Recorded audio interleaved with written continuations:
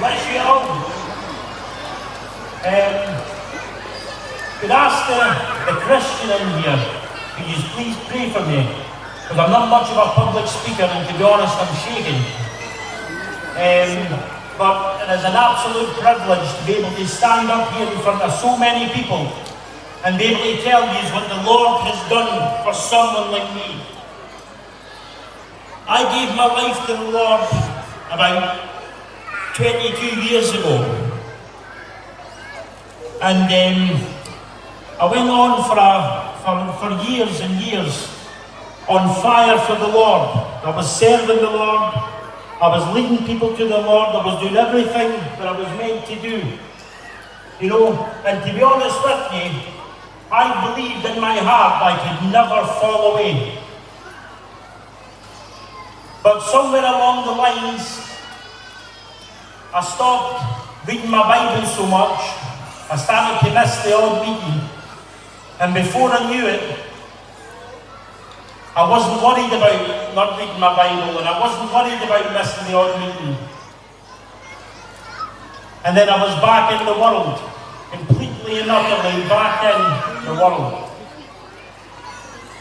And I went from being on fire for the Lord to being in the lowest, darkest depression that I think anyone could ever have. I tried my best to hide it from my family, my children, but inside, the only way I can explain it, I was too much of a coward to die, that I didn't want to live anymore either. You know, and one thing led to another, and a long story short, I drank myself to sleep for 10 years straight, every single night. I would wake up in the morning with a hangover. I would try and wash my face, try and hide the smell of drink on my breath, and go about my business. Look after my wife, look after my kids. And that was my existence.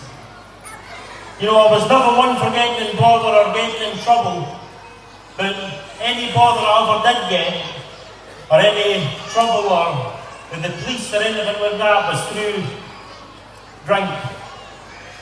And then I got in bother, and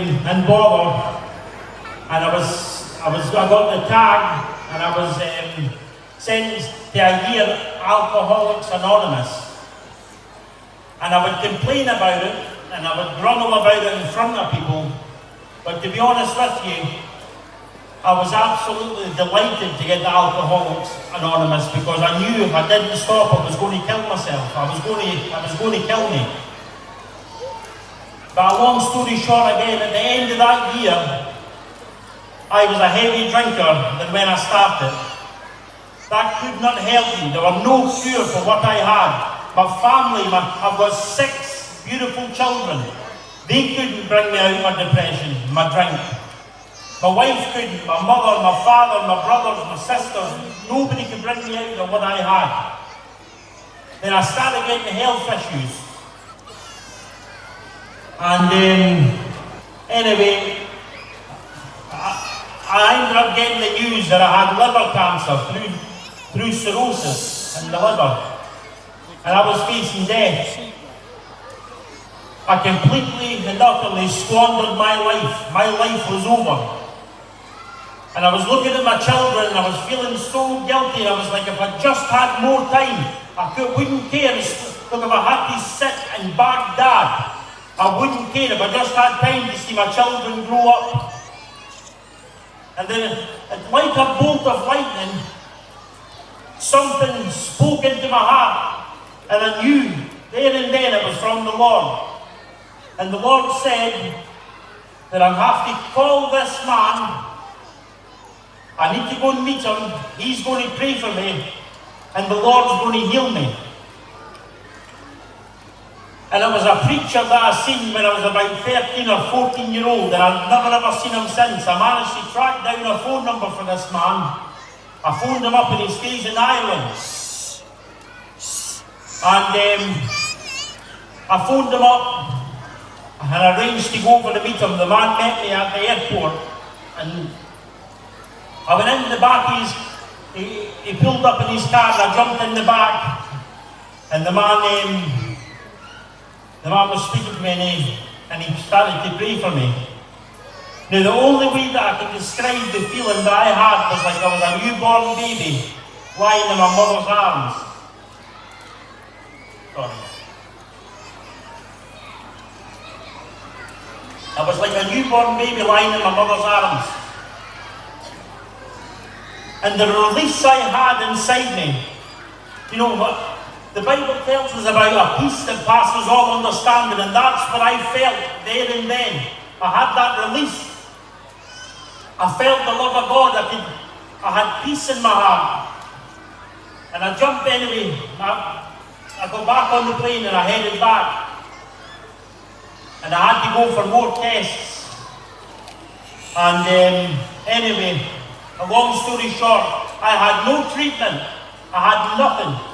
And I am 100% healed. They can't explain it. My cirrhosis is gone. The last check-up I had was a few weeks ago and they said I am 100% healthy. I'm like someone who's never drank before in their life. Now, since then, 20 odd members of my family has followed me they've gave their life to the Lord through what happened to me. And to be able to stand here, I'm not depressed anymore. I can't remember what it was like to feel depression. You know, it was like a dream. Whatever you're going through in this place, please listen. Jesus is alive. A dead God cannot do these things. A statue, a painting, a crucifix cannot do these things. Only a living, risen Saviour. So please, listen to the gospel, please. And it'll change your life. God bless.